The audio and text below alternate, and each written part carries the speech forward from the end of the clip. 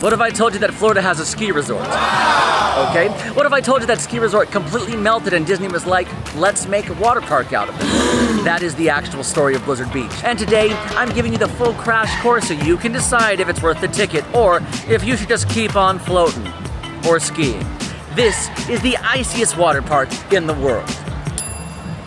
Listen, I know planning a Disney trip is basically like planning a small wedding. You need to know what's worth your time and money. That's why I'm here. By the end of this video, you'll know whether Blizzard Beach deserves a spot on your itinerary or if you should spend your time and money elsewhere, like on 47 Mickey pretzels. Blizzard Beach is one of the most visited water parks in the world, and for good reason. It's got slides, pools, amazing food, and theming that makes you feel like you just stepped into a Florida snowstorm, because that happens. I mean, just imagine a freak blizzard hits Orlando, they build a ski resort, then everything melts, so naturally the only logical thing to do is open a water park. Welcome to Disney. All right, let's talk money. General admission, $74 for ages 10 and up, $68 for ages 3 through 9, and there is a $10 discount if you buy a ticket with blockout dates. You can add it onto a park hopper on your annual pass, and if you're staying at a Disney hotel in 2025, you get free admission to a water park on your check-in day. And keep an eye out for the seasonal water park pass, which is available right now for $79 at the time of filming. That's literally the price of one visit, so if you're coming twice, it pays for itself. Boom. Math. Watch out now. Slippery fun ahead. Not like slippery when I broke my foot a couple months ago, because that wasn't fun or slippery. Don't ask. Look, if we're gonna talk pools and slides and attractions, I've got to start with my absolute favorite, Cross Country Creek. It's a lazy river. Need I say more? I will. Cross Country Creek is nearly 3,000 feet of lazy river bliss. You can float your way around the park while dodging icy waterfalls. It goes around the entire water park, and it's a great way to relax, especially while just being in the water. I'm not gonna talk this much about every attraction. I just feel passionately about a lazy river. If you're looking for a little more relaxing, try Meltaway Bay, a heated 1-acre wave pool. Yes, it's warm. No, you're not actually in the Arctic.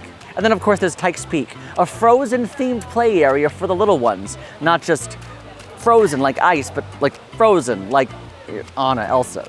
Frozen. And of course it wouldn't be a water park without water slides and thrills. There's Downhill Double Dipper, where you race your bestie on side-by-side racing tube slides, trash talking encouraged. Runoff Rapids, 3 completely different inner tube slides, where you must try all 3 to find the best one, obviously. Slush Gusher, a 90-foot high-speed slide where you might actually get some air. Oh gosh, oh gosh, oh gosh, oh yeah.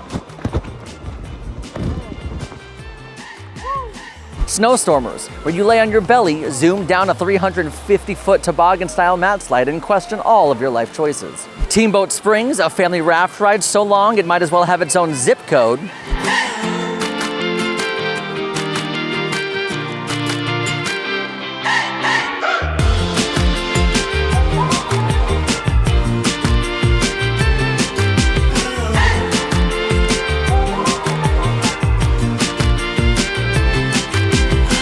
Toboggan Racers, an 8-lane water slide race, otherwise known as a chance to settle family feuds once and for all. And then there's Summit Plummet, the big one. The 12-story, nearly vertical drop that sends you rocketing down at what feels like 60 miles an hour, one of the tallest and fastest water slides on Earth. And yes, it can be terrifying. And just for fun, here are some extras. Try the chairlift, where you skip the stairs and ride up to the top of Mount Gushmore. Heads up, the chairlift may come with a little bit of a line. And then there's the Ski Patrol Training Camp, a mini obstacle course with zip lines and balancing challenges for kids and tweens. Think Ninja Warrior, but with more ice.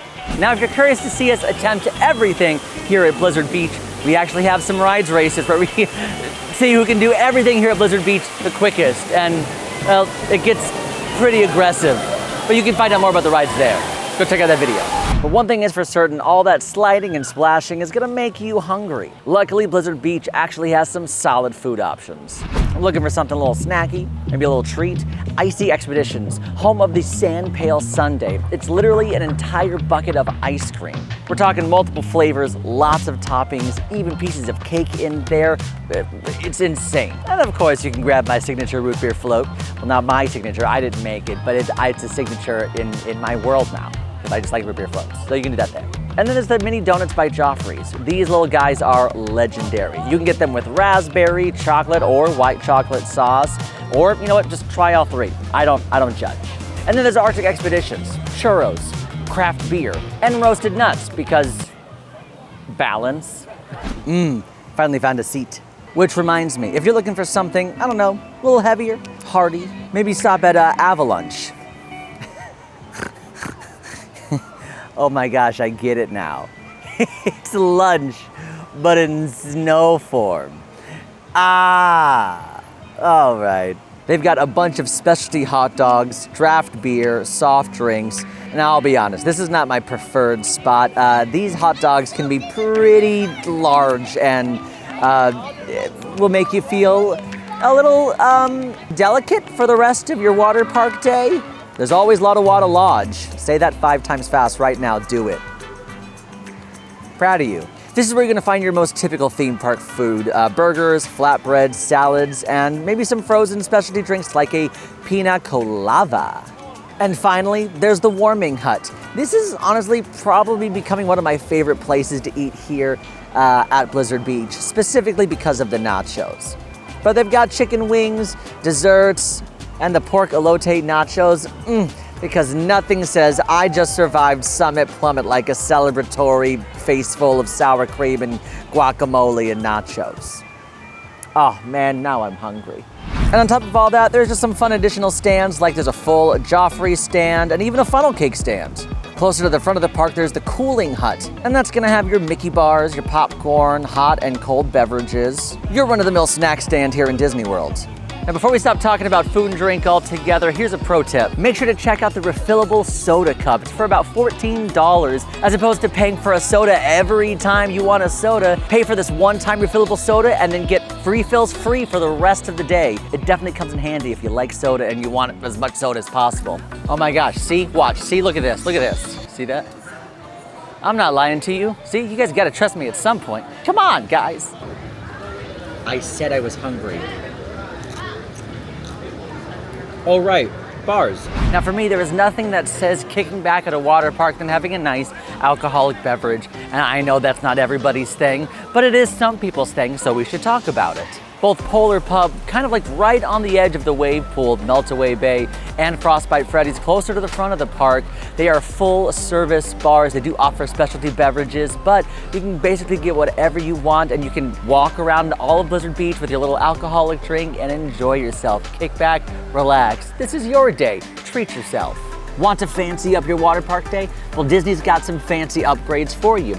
Try a Polar Patio. It's your very own private shaded deck. It is a little pricey though, starting at $225 per day. So you could have your personal VIP treatment at a price. You've also got the lodge umbrellas, a more budget-friendly option at only $99 for reserved shaded seating.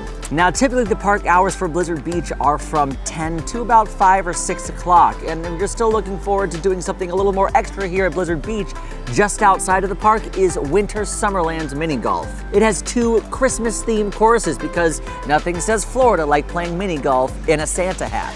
On one course, it's Santa's Winter Wonderland. He's in full Christmas mode.